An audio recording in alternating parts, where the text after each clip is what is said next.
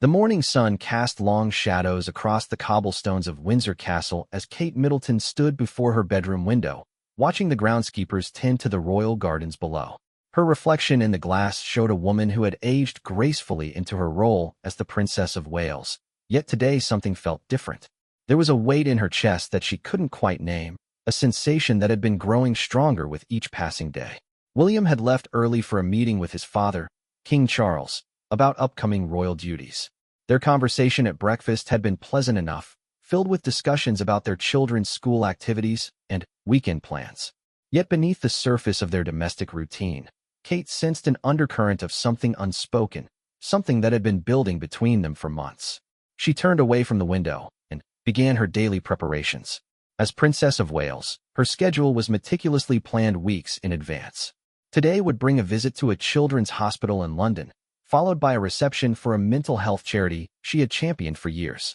These were the moments she treasured most about her royal role, the opportunity to connect with people facing real challenges, to use her platform for meaningful change. Her lady-in-waiting, Sarah, knocked gently before entering with the day's correspondence. Among the official letters and invitations was a handwritten note from her mother, Carol Middleton. The familiar handwriting brought a smile to Kate's face, a reminder of the ordinary family life she had known before stepping into the extraordinary world of royalty. "Your Royal Highness," Sarah said softly, "the car will be ready in 30 minutes. The hospital staff are very excited about your visit." Kate nodded, slipping her mother's letter into her handbag to read later. As she made final adjustments to her appearance, she caught sight of a photograph on her dressing table, a candid shot of her and William from their early dating years, both laughing at something off camera. They looked so carefree, so unguarded. When had they stopped looking at each other that way? The drive to London gave her time to review the briefing materials for her hospital visit. She learned about the children she would meet, their medical conditions, and the innovative treatments the hospital was pioneering. This preparation was second nature to her now, but she never treated it as routine. Each person she would encounter deserved her full attention and genuine care. At the hospital, Kate moved through the pediatric ward with a natural warmth that had endeared her to the British public. She sat beside bedridden children, listened to worried parents, and learned about groundbreaking research from dedicated medical staff. In one room, she met 8-year-old Emma, who was recovering from a complex heart surgery. "Are you really a princess?" Emma asked with wide eyes. Kate knelt beside the girl's bed, speaking in a gentle voice that carried no trace of formality. "I am, but more importantly, I'm here to learn about how brave you've been. Your doctors tell me you're their superhero patient." Emma beamed, and for a moment, Kate felt the deep satisfaction that came from these authentic connections. This was why she had embraced her role so completely. For moments like these where titles and protocol melted away, leaving only human kindness and genuine care. Later that afternoon, at the mental health charity reception, Kate delivered a speech about the importance of early intervention in children's psychological well-being. Her words came from personal conviction, shaped by years of advocacy and her own journey as a mother. The audience listened intently as she spoke about breaking down stigma and creating supportive communities. During the reception, she was approached by Dr. Margaret Thornton, a child psychologist who had worked with the royal family's charitable initiatives for several years. Dr. Thornton's expression was thoughtful as she complimented Kate's speech. "Your Royal Highness," Dr. Thornton said quietly, "forgive me for being personal, but you seem somewhat distant today. I've noticed you've been carrying yourself differently lately. Is everything well?" Kate was surprised by the observation. She prided herself on maintaining composure in public, regardless of personal circumstances. "I'm quite well, thank you for asking. Perhaps just tired from a busy schedule." Dr. Thornton nodded understandingly, but her eyes suggested she wasn't entirely convinced. Sometimes the people who care for others most deeply forget to tend to their own emotional needs. Please remember that even princesses deserve support when they need it. The words stayed with Kate during her return journey to Windsor. As the countryside rolled past her window, she found herself thinking about the patterns that had emerged in her marriage over recent months. She and William still functioned beautifully as a team in their public roles, still presented the picture of a strong royal couple. But, in their private moments, something essential seemed to have shifted. That evening, William returned from his meetings looking tired but satisfied with the day's work. Over dinner, they discussed their respective activities, her hospital visit, his discussions about upcoming Commonwealth tours. Their conversation was informed and caring, yet it felt somehow scripted, as if they were following familiar lines rather than truly connecting. After the children were asleep, Kate found herself in their private sitting room, finally reading her mother's letter. Carol wrote about everyday things, the family dog's antics, plans for the coming holidays, news about Kate's siblings. But one paragraph made Kate pause. "Darling, your father and I were talking the other day about how proud we are of the woman you've become. But we sometimes worry that in becoming the Princess of Wales, you might be losing touch with simply being Kate. Marriage requires constant tending, sweetheart, especially when the whole world is watching. Don't let the weight of duty overshadow the joy of love." William entered the room as she was folding the letter, settling into his chair with the evening briefings. They sat in comfortable silence for a while, each absorbed in their respective reading. This had become their routine, parallel lives touching but not quite intersecting. "How was your day, really?" William asked, looking up from his documents. Kate considered the question more carefully than usual. "Fulfilling, as always. The children at the hospital were wonderful. But, William, can I ask you something?" He set aside his papers, giving her his full attention. "Of course. Do you ever feel like we're very good at being the Prince and Princess of Wales, but we're forgetting how to just be William and Kate?" The question hung in the air between them. William's expression grew thoughtful, and Kate could see him weighing his words carefully. This was how they had learned to communicate, with consideration for feelings, with respect for each other's perspectives, but somehow without the spontaneous intimacy they had once shared. "I think," William said slowly, "that's a fair observation. We've become very efficient partners in our work." "Efficient partners," Kate repeated. "That sounds more like a business arrangement than a marriage." William moved to sit beside her on the sofa, taking her hand in his. "Kate, you know how much I love and respect you. You've been extraordinary in this role, more than I ever could have imagined when we married. But, you're right, somewhere along the way, we've let duty organize our entire relationship." They sat holding hands in the lamplight, two people who had navigated unprecedented public scrutiny, raised 3 children under the world's gaze, and transformed themselves into exemplary members of the royal family. Yet in that moment, they felt like strangers who happened to share a very well-organized life. "I don't want us to be just efficient partners," Kate said quietly. "I want us to be us again." William squeezed her hand gently. "I want that too. But I'm not sure either of us remembers exactly who us is anymore." The admission was both painful and liberating. They had finally named the distance that had been growing between them, not a lack of love or respect, but a gradual substitution of roles for relationship, a function for feeling. Kate looked around their beautiful sitting room, filled with personal photographs and mementos from their years together. Each item told a story of their journey, from university sweethearts to global figures. But when had they stopped creating new stories and begun simply maintaining the ones they already had? "Maybe," she suggested, "we need to find our way back to each other." William nodded, his thumb tracing circles on the back of her hand. "But how do we do that when our every moment is scheduled, when privacy is a luxury we rarely have?" It was a valid question. Their lives were structured around duty, service, and public expectations. Finding space for rediscovering their personal connection would require intentional effort and perhaps some difficult choices about priorities. As they prepared for bed that night, Kate found herself paying attention to the small rituals they had developed over the years. The way William always checked that all the doors were locked, how she always laid out his clothes for the next day, their brief discussion of tomorrow's schedule. These were the habits of a well-functioning partnership, but they revealed how even their most private moments had become organized around their roles. Lying in bed, Kate stared at the ceiling and thought about Dr. Thornton's words about tending to one's own emotional needs. She had become so focused on fulfilling her duties perfectly, on being the princess the public needed her to be, that she had perhaps lost touch with her own desires and feelings. Beside her, William's breathing gradually deepened into sleep. Kate turned to look at his profile in the dim light filtering through their curtains. This man had been her best friend, her confidant, her partner in adventure before he became her partner in duty.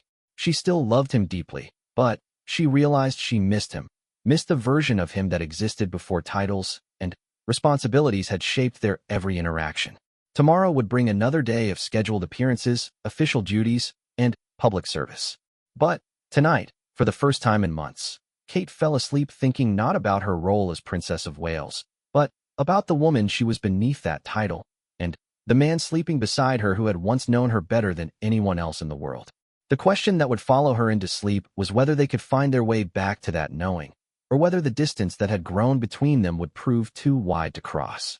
As the castle settled into nighttime quiet around them, Kate couldn't have imagined that this conversation would set in motion a series of events that would challenge everything she thought she knew about love, duty, and the price of living in the public eye. The following weeks brought an unusual awareness to Kate's daily life. Having acknowledged the distance in her marriage, she found herself observing her interactions with William through a new lens. Their morning conversations over breakfast were polite and informative, covering schedules and children's activities with the efficiency of well-trained colleagues. Yet the easy laughter that had once punctuated these moments seemed to have disappeared somewhere along their journey from newlyweds to senior royals. William appeared to be making similar observations. Kate caught him watching her sometimes during their public engagements, not with the practiced attention of a supportive spouse, but with the curious gaze of someone trying to remember something important they had forgotten. During a joint appearance at a veterans charity event, she noticed how they moved around each other with choreographed precision, each knowing exactly where the other would be without needing to communicate. It was impressive and deeply sad at the same time. Their children seemed unaware of any change in the household atmosphere. George, Charlotte, and Louis continued their routines with the happy chaos typical of young people, filling the family quarters with noise, laughter, and the occasional dramatic crisis over homework or friend troubles.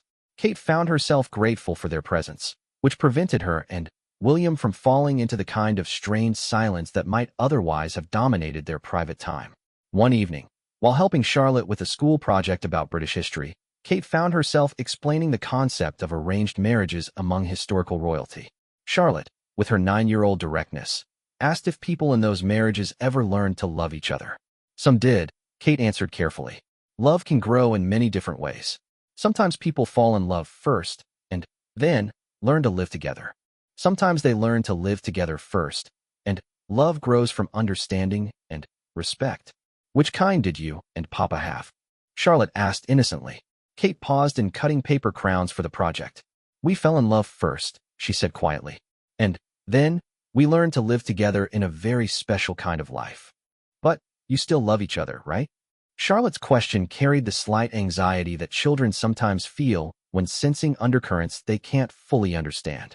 Yes, sweetheart. Papa and I love each other very much. Sometimes grown-ups just need to remember how to show it in the right ways. That night, Kate shared this conversation with William. They were in their bedroom, preparing for sleep with the quiet efficiency that had become their norm. William listened thoughtfully as she recounted Charlotte's questions. Children see things so clearly, he said, sitting on the edge of the bed. Sometimes I think they understand us better than we understand ourselves. She asked which kind of marriage we have. Kate continued, settling beside him. I told her we fell in love first, and then learned to live together. But, William, I wonder if we've become so good at living together in our royal roles that we've forgotten how to be in love. William was quiet for a long moment. When he spoke, his voice carried a vulnerability that Kate hadn't heard in months. I know you're right. I can feel it too. But I don't know how to fix it without jeopardizing everything we've built. Our work, our reputation, the example we set for the monarchy. Kate turned to face him fully. What if trying to preserve our image is exactly what's destroying our marriage? What if we've become so afraid of being imperfect that we've stopped being real? The question hung between them, heavy with implications. Their marriage wasn't just a private relationship. It was a public institution, a symbol of stability for the monarchy and the nation. The pressure to maintain that symbolism had shaped their behavior for so long that they had perhaps lost touch with the authentic relationship underneath. The next morning brought news that would test their ability to navigate personal challenges while maintaining their public roles. William's private secretary, Edward, requested an urgent meeting to discuss a developing media situation. A tabloid newspaper had obtained photographs of Kate leaving a private medical appointment, sparking speculation about everything from pregnancy to health concerns. Sitting in William's office, Kate felt the familiar weight of public scrutiny settling over her shoulders. The photographs were innocuous, simply showing her entering and leaving a doctor's office, but the accompanying speculation was already spiraling into wild theories across social media and gossip websites. The palace communications team recommends a brief statement confirming that this was a routine appointment, Edward explained. Nothing dramatic, just enough to end the speculation without feeding it. William nodded, already shifting into his role as protector of his family's privacy. Draft something and have it ready. But let's see if the story gains traction before we respond. Sometimes silence is more effective than explanation. Kate watched the familiar transformation as William moved from husband to heir to the throne, his posture straightening, his voice taking on the measured tone he used for official business. This was the man who would one day be king, and she could see him mentally calculating the public relations implications of every possible response. After Edward left, Kate remained seated while William reviewed other papers on his desk. The ease with which he had shifted into crisis management mode struck her as both admirable and heartbreaking. When had they learned to handle even personal matters as public relations challenges? "William," she said softly, "can I tell you what that appointment was actually about?" He looked up immediately, his attention fully focused on her. "Of course. I assumed you would when you were ready." Kate took a breath. "I've been having panic attacks. Nothing severe, nothing that interferes with my work. But sometimes, usually late at night when I'm alone with my thoughts, I feel like I can't breathe. Like the walls are closing in." William set down his papers entirely, coming around the desk to sit beside her. "Kate, why didn't you tell me? How long has this been happening?" "A few months," she admitted. "Maybe longer if I'm honest about the early signs. I thought it was just stress, just the normal pressures of our life. But it's gotten worse, and I finally decided to see someone about it." William took her hand, and for the first time in weeks, his touch felt like her husband's rather than a royal colleague's. "What did the doctor say?" "That it's probably related to chronic stress and feeling like I'm always performing, never quite able to be myself. She said it's not uncommon among people in high-pressure public roles." Kate managed a weak smile. Apparently, even princesses can have anxiety. William's expression shifted through several emotions: concern, guilt, and something that looked like recognition. "I should have noticed. I should have been paying better attention." "How could you notice when we barely have real conversations anymore? When we're always so focused on being perfect that we never talk about being human?" The truth of her words seemed to hit William physically. He leaned back in his chair, running his hands through his hair in a gesture she remembered from their university days when he was struggling with a difficult problem. "What do we do?" he asked simply. Before Kate could answer, there was another knock on the door. Their afternoon schedule was beginning, starting with separate engagements that would keep them apart until evening. The real world of royal duties was intruding on their moment of honesty, just as it always did. That afternoon, Kate attended a conference on women's mental health, where she was scheduled to give a speech about the importance of seeking help when struggling with psychological challenges. The irony was not lost on her as she prepared to advocate publicly for exactly what she was privately experiencing. Standing before an audience of healthcare professionals, advocates, and women who had overcome various mental health challenges, Kate felt a strange sense of liberation. For once, her public role aligned perfectly with her personal experience. "Too often," she said, her voice gaining strength as she spoke, "we think that asking for help is a sign of weakness. But I would suggest that it takes tremendous courage to acknowledge when we're struggling and to seek the support we need. None of us, regardless of our circumstances, is immune to the challenges of maintaining mental wellness." In the audience, she noticed several women nodding with recognition. These were women from all walks of life who had faced their own battles with anxiety, depression, and other mental health challenges. In that moment, Kate felt more connected to her role and her purpose than she had in months. After the event, she was approached by Sarah Mitchell, a woman who had spoken at the conference about her own experience with postpartum depression. Sarah was articulate and confident, but she approached Kate with obvious nervousness. "Your Royal Highness," Sarah began, "I wanted to thank you for your speech. But I also wanted to say that sometimes the people who seem to have everything together are the ones who most need permission to fall apart occasionally." Kate was struck by the woman's perception. "What made you think to say that to me?" Sarah smiled gently. "I recognize something in your eyes. The look of someone who's very good at taking care of everyone else, but maybe not so good at taking care of herself." The conversation stayed with Kate during her drive back to Windsor. She thought about the various women she had met that day, all of whom had found the courage to be vulnerable about their struggles and seek help. Why had it taken her so long to do the same? When she arrived home, she found William in the garden with the children, helping them with some elaborate game involving cricket bats and what appeared to be a treasure map. Watching them together, she was reminded of the father and husband she had fallen in love with, playful, engaged, fully present in the moment. George spotted her first and ran over with muddy hands and a huge grin. "Mummy, Papa's helping us find pirate treasure. Do you want to play?" Kate looked down at her formal attire, then at her family's expectant faces. 6 months ago, she would have explained that she needed to change clothes first or that she had calls to return. Instead, she kicked off her heels and joined them on the grass. For the next hour, she became completely absorbed in the children's game, following clues around the garden, cheering when they discovered the treasure, chocolate coins William had apparently hidden earlier, and laughing at Lewis's insistence that they were all actually pirates and needed proper pirate voices. It wasn't until they were walking back to the house, all of them grass-stained and happy, that Kate realized William had been watching her with an expression she hadn't seen in months. It was the way he used to look at her when they were dating, with genuine delight and admiration. "What?" she asked, suddenly self-conscious. "You," he said simply.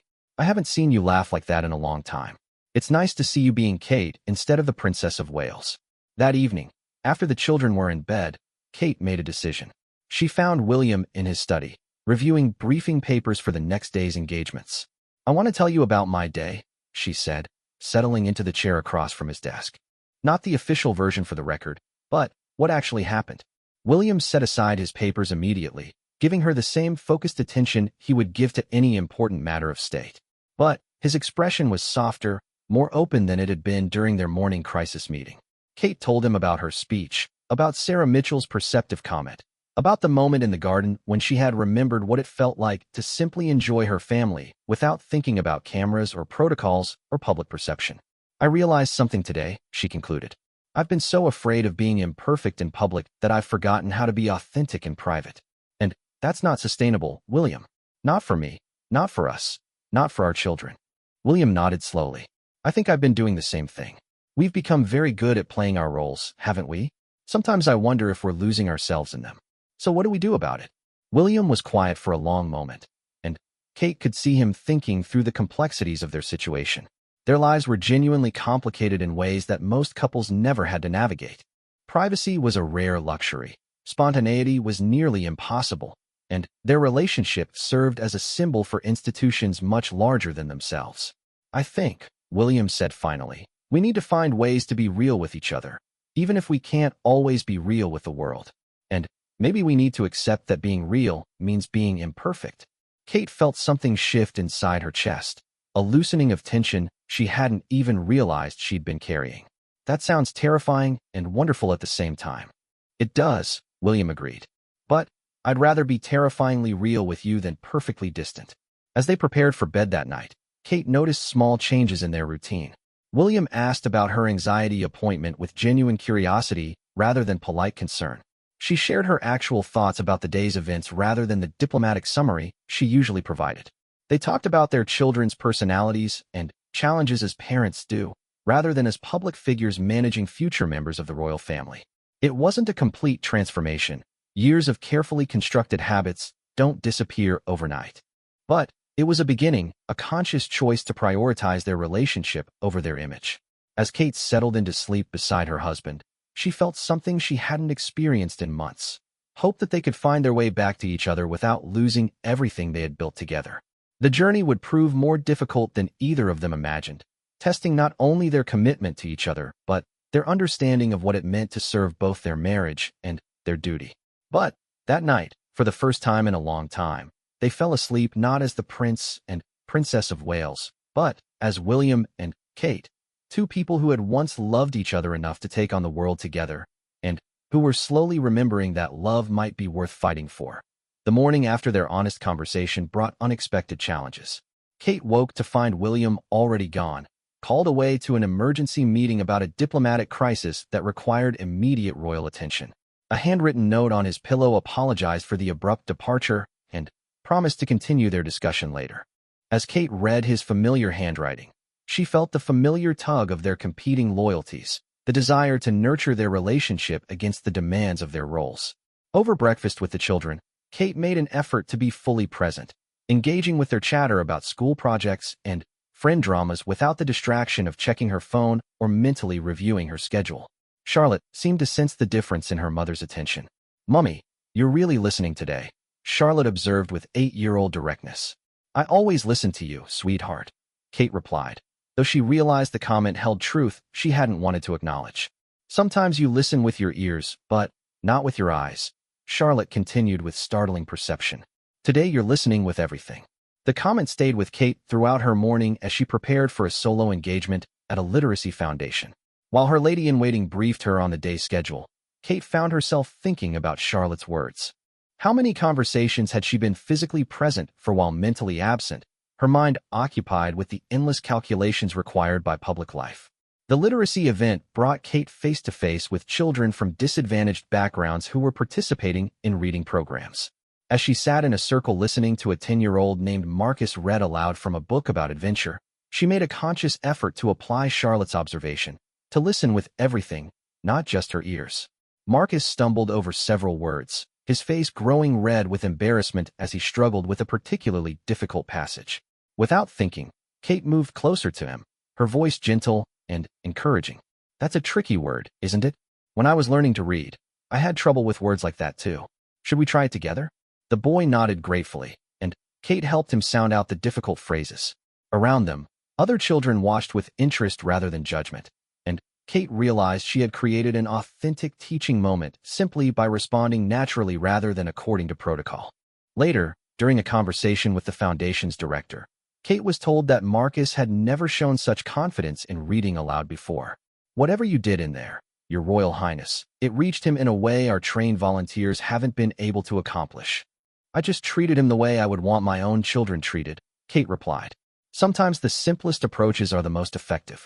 Driving back to Windsor, Kate reflected on the difference between that morning's genuine connection with the children and the many similar events where she had performed her role perfectly but without the same depth of engagement. The contrast made her wonder how many opportunities for real impact she might have missed while focusing on executing her duties flawlessly. William returned home that evening looking exhausted from his diplomatic meetings. Over dinner, he shared what he could about the international situation that had demanded his attention, while Kate described her morning with the literacy program. Their conversation felt more natural than their exchanges had in months, each of them sharing not just facts, but feelings about their respective days. I've been thinking about what you said last night, William said as they cleaned up after dinner. About being real instead of perfect. I watched myself today in those meetings, and I realized how much energy I spend calculating the right response to everything instead of just responding. Kate nodded, understanding exactly what he meant. I had a similar experience today. When I stopped worrying about being the perfect princess and just focused on being helpful to those children, everything felt more natural, more meaningful. But the question is, William continued, how do we balance that authenticity with our responsibilities? We can't just abandon protocol entirely. It was a valid concern. Their roles came with genuine responsibilities and expectations that extended far beyond their personal preferences. The challenge lay in finding ways to fulfill those obligations while maintaining their authentic selves and their relationship with each other. Their conversation was interrupted by George appearing in his pajamas, claiming he couldn't sleep because of strange noises outside his window. William went upstairs to investigate, returning with their 9-year-old son, and the report that the strange noises were actually owls in the old oak tree. Can we tell George about the owls? Kate suggested. Maybe if he understands what's making the sounds, they won't seem frightening. The three of them settled on the couch while William explained the different types of owls that lived on the Windsor grounds, their hunting habits, and the reasons for their various calls. George listened with fascination, asking detailed questions about owl behavior and whether they might see one if they looked out the window. As they talked, Kate realized this was exactly the kind of family moment she had been missing, spontaneous, unscheduled, focused entirely on their child's curiosity rather than any external obligations. When William carried a sleepy George back to bed 20 minutes later, Kate felt more connected to her family than she had in weeks. That was nice, William said when he returned. I can't remember the last time we just sat and talked about something because one of the children was interested, not because it was educational or developmental or character building. Maybe that's part of what we've lost, Kate suggested. The ability to just be a family sometimes, without any agenda beyond enjoying each other. The next few days brought a welcome change in their household rhythm. William made a conscious effort to be more present during family time, setting aside his phone and briefing papers during meals and bedtime routines. Kate found herself engaging more spontaneously with their children's questions and interests, even when it meant deviating from their carefully planned schedules. Charlotte noticed the change immediately. "Papa, you're being funny again," she commented during breakfast when William made an elaborate production of trying to balance a piece of toast on his nose. "Was I not funny before?" William asked, feigning hurt feelings. "You were serious funny," Charlotte replied thoughtfully. "Like you were trying to be funny instead of just being funny." Kate and William exchanged glances over their daughter's head, both recognizing the accuracy of her observation. Even their attempts at family levity had become somewhat calculated, performed for the benefit of creating positive family experiences rather than arising naturally from genuine playfulness. That weekend, they made a decision that would have been unthinkable just weeks earlier. Instead of attending a scheduled charity gala, an event they had committed to months in advance, they chose to stay home for Lewis's school play. Their youngest had a small part as a tree in an environmental awareness production, and he had been practicing his single line for weeks. The decision required careful handling with their communications team and the disappointed charity organizers, but William and Kate both felt it was important to prioritize their child's milestone over their public obligations. They arranged for a senior royal cousin to attend the gala in their place and made a larger-than-usual donation to compensate for their absence. Sitting in a crowded school auditorium, surrounded by other parents with phones and cameras, Kate felt simultaneously invisible and completely present. For 2 hours, no one paid attention to her beyond the occasional polite nod from another parent. She was simply another mother watching her child perform, and the normalcy was intoxicating. When Lewis delivered his line, "I am a mighty oak, protecting the forest," with serious concentration and a volume that reached the back row, Kate and William applauded with the same enthusiastic pride as every other parent in the room. In that moment, they were not the Prince and Princess of Wales. They were simply proud parents celebrating their child's accomplishment. After the performance, Lewis rushed to them with his face glowing with excitement and pride. "Did you see me? Did you hear my line? Mrs. Peterson said I was the loudest tree." "You were magnificent," Kate told him, kneeling to his level for a proper hug. "The best tree in the entire forest." William lifted Lewis onto his shoulders for the walk to their car, and Kate found herself noticing how other families moved through the same rituals of post-performance celebration. The ordinariness of it felt precious rather than mundane. That night, after all three children had finally settled into sleep despite their excitement about the evening's events, Kate and William found themselves in their private sitting room with a bottle of wine and no scheduled agenda. "I keep thinking about what Charlotte said," Kate mused, "about you being serious funny versus just funny. I wonder how many things we've been approaching that way. Serious romantic instead of romantic, serious connected instead of connected." William considered this. When did we start performing our marriage instead of just living it? It was a painful question because the answer was complicated. The pressures of public life had crept into their relationship gradually, so slowly that they hadn't noticed the transformation from authentic connection to carefully managed partnership. "Maybe," Kate suggested, "it happened when we became more afraid of being criticized for imperfection than we were motivated by the desire to be genuine with each other." William moved closer to her on the sofa, taking her hand in a gesture that felt spontaneous rather than calculated. "I miss being spontaneous with you. I miss making decisions based on what we want rather than what's expected." Kate felt a familiar flutter in her chest, but this time it wasn't anxiety. It was the remembered excitement of possibility, of two people discovering each other. "What would you want to do right now if there were no schedules, no obligations, no expectations?" William smiled, and Kate saw glimpses of the young man she had fallen in love with at university. "I'd want to drive somewhere with you. Nowhere special, just get in a car and see where we end up. Talk about everything and nothing. Remember what it feels like to not know what's going to happen next." "That sounds terrifying and wonderful," Kate admitted. "It does," William agreed. "When did we become so comfortable with knowing exactly what's going to happen every moment of every day?" "When spontaneity became a luxury we couldn't afford," Kate replied. "But maybe we've been wrong about that. Maybe some things are too important to schedule." They sat in comfortable silence for a while, both lost in thought about the implications of their conversation. Outside their windows, the Windsor grounds were peaceful in the moonlight, the ancient stones of the castle holding the weight of centuries of royal history. They were part of something much larger than themselves. But, in that moment, they were also just two people trying to find their way back to each other. Kate, William said suddenly, what if we tried something radical? Such as, what if we planned one day a week where we had no schedule at all? No obligations, no meetings, no predetermined activities. Just see what happens. Kate felt her pulse quicken at the thought. Our staff would have collective heart attacks. Our calendars are planned months in advance. Then, we don't tell them until the last minute.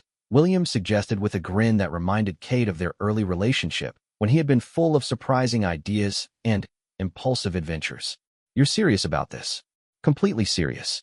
One day a week where we remember how to be ourselves instead of our roles. Kate thought about the practical challenges, the security arrangements, the disappointed organizations, the potential media speculation about canceled appearances. Then, she thought about Lewis's joy at the school play, about Charlotte's perception of authentic versus performed attention, about her own growing anxiety, and the distance that had developed in her marriage. Okay, she said, surprising herself with the decision. Let's try it.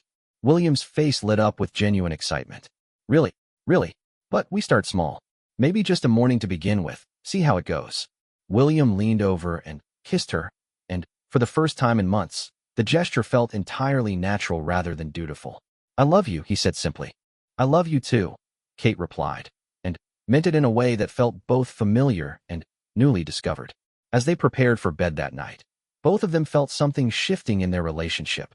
Not a dramatic transformation, but a gentle turning toward each other and toward the people they had been before titles and duties had shaped their every interaction. They were still the Prince and Princess of Wales, still committed to their service and responsibilities.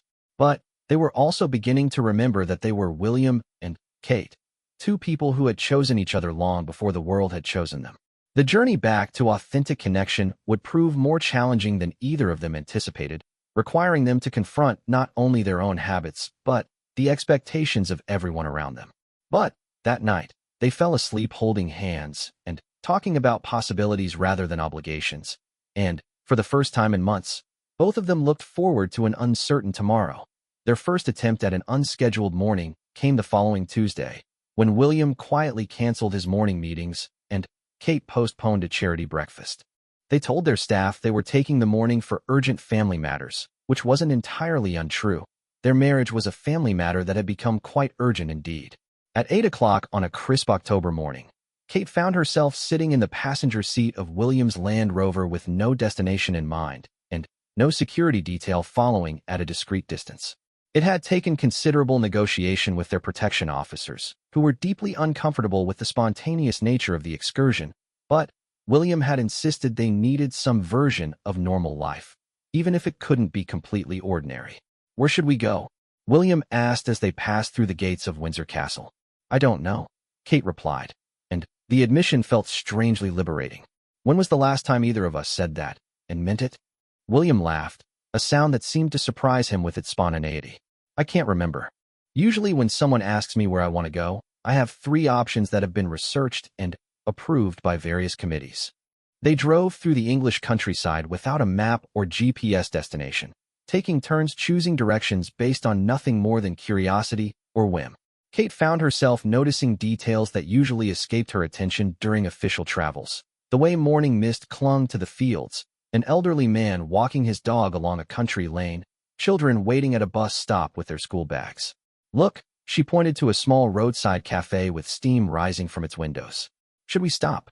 William glanced at the modest establishment, clearly calculating the security implications of an unplanned public appearance. The old William would have immediately dismissed the suggestion as impossible.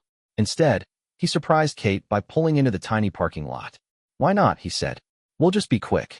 The cafe was exactly what it appeared to be, a simple local establishment serving breakfast to farmers and early commuters. The owner, a middle-aged woman named Mrs.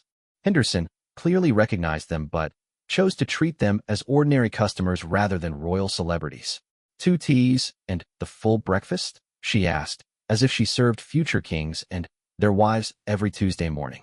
That sounds perfect, Kate replied, grateful for the woman's understated approach. They sat at a small table by the window, surrounded by the comfortable chatter of working people starting their day.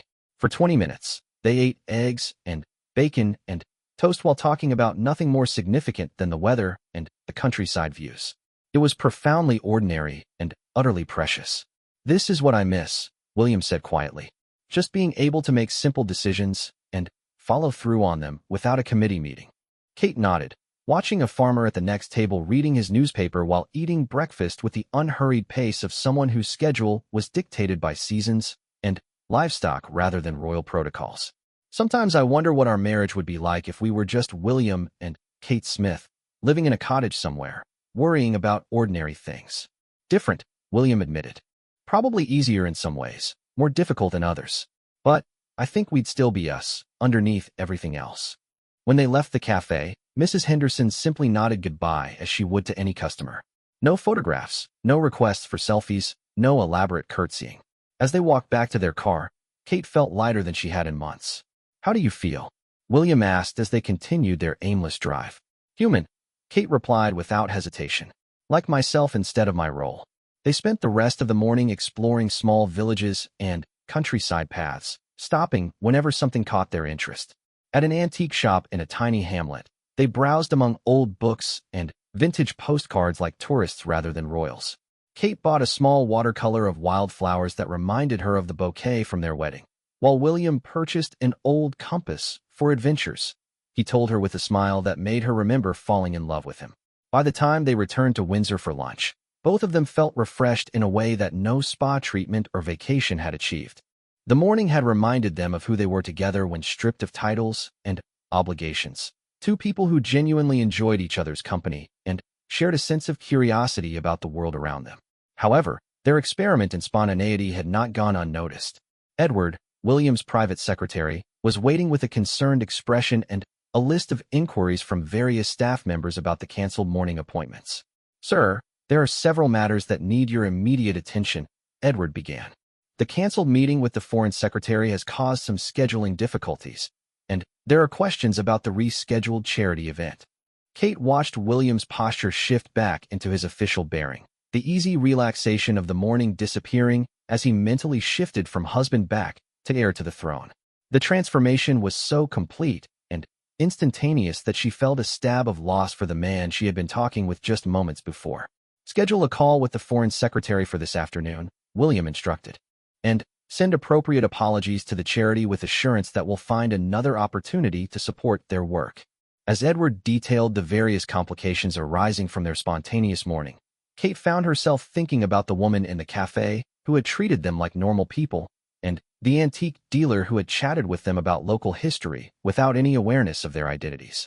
Those interactions had felt more genuine than many of their official engagements, yet they had created administrative chaos simply by being unplanned. That evening, they attempted to discuss the morning's experience during dinner with their children. George, always interested in their activities, asked where they had gone and what they had done. "Papa and I took a drive through the countryside," Kate explained. "We stopped at a little cafe for breakfast and visited some shops." "Without guards?" Charlotte asked with 9-year-old astonishment. "We had protection," William clarified, "but they stayed more in the background than usual." "That sounds fun," Lewis said. "Can we do that sometime? Just drive somewhere without knowing where we're going." The innocent question highlighted one of the central challenges of their situation. Their children had never experienced true spontaneity, never known what it was like to make unplanned decisions or have unstructured adventures. Every family outing was carefully orchestrated, every destination vetted, and secured in advance. "Maybe we can find ways to be more spontaneous as a family," Kate suggested, exchanging glances with William. After the children were in bed, Kate found William in his study reviewing briefing papers for the next day's appointments. The easy connection they had rediscovered during their morning adventure seemed to have dissolved under the weight of resumed responsibilities. "How are you feeling about today?" she asked, settling into the chair across from his desk. William looked up from his papers, his expression thoughtful. "Conflicted," he admitted. "This morning felt like the most natural and happy I've been in months. But the afternoon reminded me of why we don't usually do things like that. The complications, the disappointed expectations, the ripple effects through our entire schedule." Kate understood his dilemma completely. Their experiment in authenticity had been personally fulfilling but professionally disruptive. The question was whether they could find ways to prioritize their relationship and personal well-being without completely abandoning their responsibilities. "What if we approached it differently?" she suggested. "Instead of canceling official commitments, What if we scheduled regular time for spontaneity? Built unstructured time into our official calendars. William considered this. Planned spontaneity seems like a contradiction. Maybe, Kate acknowledged. But it might be better than no spontaneity at all. And maybe if our staff knew we needed regular unscheduled time, they could plan around it instead of being surprised by it. They talked for another hour about the practical challenges of balancing authentic living with royal duty. Neither of them wanted to abandon their responsibilities or disappoint the many organizations and causes that depended on their support. But they also recognized that their marriage and their personal well-being required intentional protection from the consuming nature of public life. The next morning brought news that would test their newfound commitment to prioritizing their relationship. A major international crisis required William's immediate involvement in diplomatic consultations, and Kate received an urgent request to step in for a senior royal who had fallen ill and could not attend a crucial charity event. Standing in their bedroom as they prepared for another day of duty, Kate felt the familiar weight of obligation settling over her shoulders. Their peaceful morning adventure seemed like a distant memory as they shifted back into their official roles. "I know we need to do this," she said, adjusting William's tie in the automatic gesture of a wife who had performed this service countless times. "But I don't want to lose what we rediscovered yesterday." William caught her hands, stilling them against his chest. "Neither do I. But, Kate, I've been thinking about something. Maybe the answer isn't finding time to escape our roles, but finding ways to be ourselves within them." Kate looked up at him questioningly. "Yesterday morning, we were still the Prince and Princess of Wales," William continued. "We couldn't escape that completely, even in that little cafe. But we were also ourselves. Maybe the goal isn't to separate those two things, but to integrate them." It was an intriguing thought, the possibility that they could maintain their authentic connection while fulfilling their duties, rather than seeing the two as mutually exclusive. But it would require a fundamental shift in how they approached their public roles and their private relationship. As they prepared to leave for their respective commitments, Kate found herself thinking about Mrs. Henderson, the cafe owner who had treated them with friendly normalcy despite their royal status. Perhaps the key was not in hiding from who they were, but in finding people and moments that allowed them to be all of who they were, royal and human, dutiful and spontaneous, public figures and private individuals in love. The day ahead would bring new challenges and old patterns, but for the first time in months, Kate felt hopeful that she and William were moving towards something better rather than simply maintaining something adequate. The journey toward integrating their authentic selves with their royal duties would prove more complex than either imagined, but they were finally moving in the same direction, together rather than in parallel. As their cars pulled away from Windsor Castle in opposite directions, both Kate and William carried with them the memory of a simple breakfast in a countryside cafe and the compass William had bought for adventures. It wasn't much, but it was a beginning, a reminder that somewhere beneath the titles and responsibilities, William and Kate still existed, and their love story was still being written. The crisis that had pulled William away that morning stretched into weeks of intensive diplomatic work. Kate found herself carrying more solo engagements than usual, stepping into roles that would normally require both of them. The increased workload and William's frequent absence created a new kind of stress. Not the anxiety of performance she had been experiencing, but the exhaustion of doing double duty while missing her partner's support. 3 weeks into William's diplomatic mission, Kate stood in their empty bedroom preparing for another solo charity gala. The formal events had become a blur of careful smiles, meaningful conversations, and diplomatic navigation of sensitive topics. She was good at it, had become excellent at it, in fact, but tonight she felt the weight of performing alone. Her phone buzzed with a text from William, sent from whatever secure location his meetings were taking place. "Thinking of you tonight. Wish I could be there to see you charm everyone effortlessly. Love you." The message was sweet and supportive, but it also highlighted something that had been bothering Kate for days. William's view of her public work as effortless charming felt like another version of the distance they had been trying to bridge. Her work wasn't effortless. It required enormous energy and emotional labor.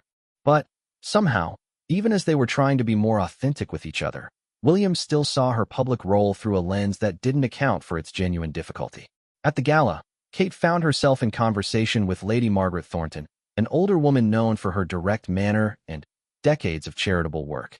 Lady Margaret had known the royal family for generations and had the privilege of speaking more freely than most people in their circle.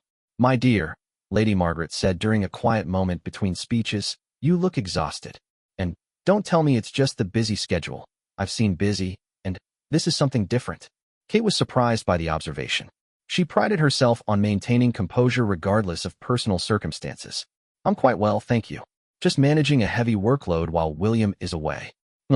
Lady Margaret replied with the skepticism of someone who had raised 4 children and managed international charities for 50 years. "In my experience, the most dangerous kind of exhaustion is the kind we don't acknowledge. The kind that makes us forget who we are underneath all our responsibilities." The comment echoed uncomfortably with Kate's recent anxieties and her conversations with William about losing themselves in their roles.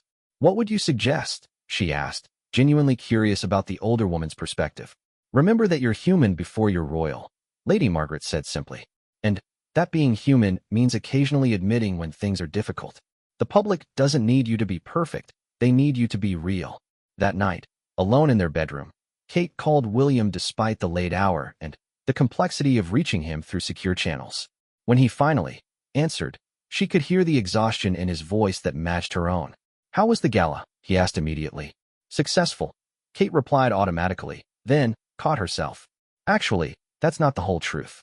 It was successful, but it was also lonely and more difficult than I wanted to admit. I miss having you there, not just for the photos, but for the actual support." William was quiet for a moment. "I'm sorry. I know I've been putting too much on you. These meetings seem to never end, and there's always one more crucial session." "It's not your fault," Kate said. "But, William, I think we need to talk about something when you get home. I've been thinking about what authentic partnership actually looks like in our situation, and I'm not sure we've figured it out yet." "What do you mean?" Kate chose her words carefully. "I think we've been focused on being more real with each other in private, but we haven't addressed how we support each other publicly. Tonight I realized that when you're not here, I don't just miss your company. I miss having someone who truly understands what this work costs." William's response carried a note of concern. "Kate, are you saying you want to step back from some of your commitments?" The question revealed exactly what Kate had been trying to articulate. "No, I'm saying I want you to understand that this work isn't effortless for me, even when it looks effortless. When you text me about charming everyone easily, it makes me feel like you don't see how hard I'm actually working." The phone connection carried a long pause. When William spoke again, his voice was different, more thoughtful, more present. "You're right. I do think of you as naturally gifted at this, and I suppose I've been interpreting that as easy rather than skilled. That's not fair to you." "It's not about credit," Kate clarified. "It's about feeling like we're in this together, understanding each other's actual experience instead of just admiring each other's performance." This conversation marked a turning point in their understanding of partnership. When William returned from his diplomatic mission a week later, he approached their shared duties with new awareness of Kate's experience. During their first joint engagement after his return, a visit to a mental health facility, Kate noticed him paying attention to the emotional labor she invested in each conversation, the way she absorbed people's pain and hope with genuine engagement. After the visit, instead of his usual compliments about her natural warmth, William said something different. "That was intense work. How are you feeling after those conversations?" The change in his question, from admiring her performance to acknowledging her experience, felt significant. Drained but fulfilled, Kate answered honestly. "Those stories about recovery and resilience are inspiring, but they also carry a lot of weight." "I noticed you stayed longer with the woman who was talking about her daughter's struggles," William observed. "That conversation looked particularly difficult." Kate was surprised that he had been paying such close attention to the emotional dynamics of her interactions rather than just the public relations outcomes. "She reminded me of my sister going through her difficult period. Sometimes these conversations touch on personal fears in unexpected ways." This kind of detailed discussion about the emotional reality of their work became more common as they both made conscious efforts to see beyond each other's professional competence to the personal impact of their roles. They began debriefing their engagements together, sharing not just what happened but how it affected them. 6 months after their first spontaneous morning adventure, Kate and William had developed new rhythms that balanced authentic relationship with royal responsibility. They scheduled regular, unstructured time, not complete spontaneity, but protected space for genuine connection without agenda. They worked together to ensure that neither carried the full weight of difficult public situations alone. Most importantly, They had learned to see each other's work as skilled labor rather than natural talent, requiring support rather than just admiration. The change was noticed by others around them. Their staff commented on improved communication and more realistic scheduling. Their children seemed to benefit from parents who were more present and less stressed. Even the media noted a new ease in their joint appearances, though they attributed it to everything except the real cause: two people who had chosen to prioritize their relationship while maintaining their service. One evening in late spring, Kate and William found themselves in their garden watching their children play an elaborate game that seemed to involve elements of cricket, pirates, and space exploration. Lewis was explaining the complex rules to anyone who would listen, while Charlotte directed the action with impressive authority, and George tried to negotiate modifications that would improve his chances of winning. "They're so themselves," Kate observed. "They don't seem to struggle with balancing who they are with what's expected of them the way we have." "Not yet," William agreed. "But they will, eventually. I hope we can help them navigate it better than we did initially." Kate leaned against his shoulder, comfortable in a way that had once again become natural rather than conscious. "I think we can. We're learning something important about staying connected to ourselves while serving something larger." "What's that?" "That authenticity isn't the absence of responsibility.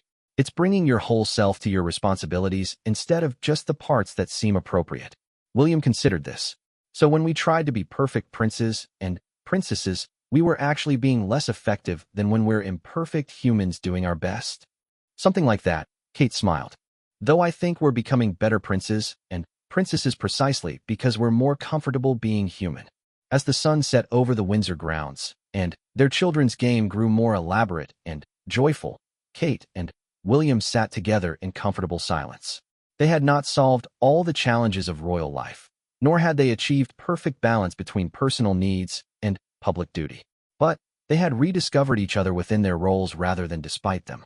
The crisis in their marriage had been quiet and gradual, not dramatic infidelity or explosive arguments, but the slow erosion of authentic connection under the pressure of performing perfection.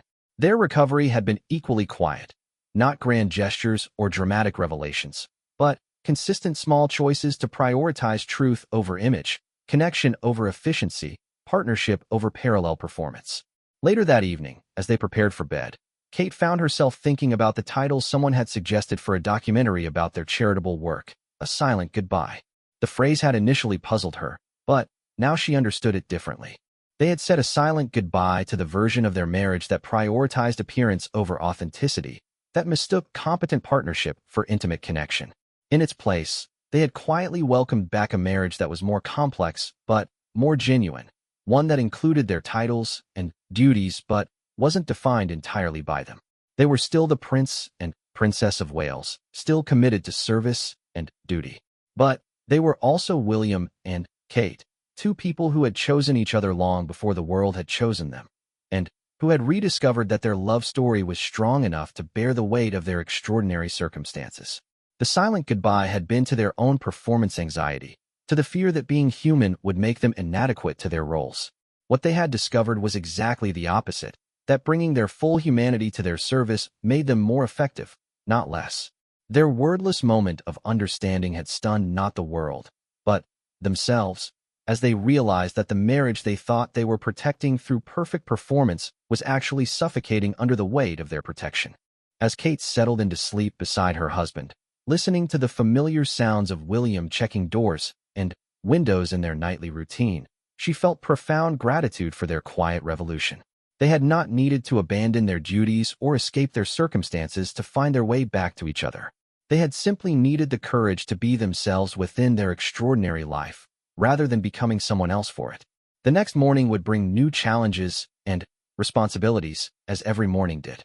But it would also bring the opportunity to meet those challenges together, as partners who saw and supported each other's complete humanity rather than just their public competence. In learning to say goodbye to the parts of themselves they thought they needed to hide, they had finally learned to say hello to the marriage they had always wanted, one strong enough to hold both their love and their duty, both their humanity and their service to something greater than themselves.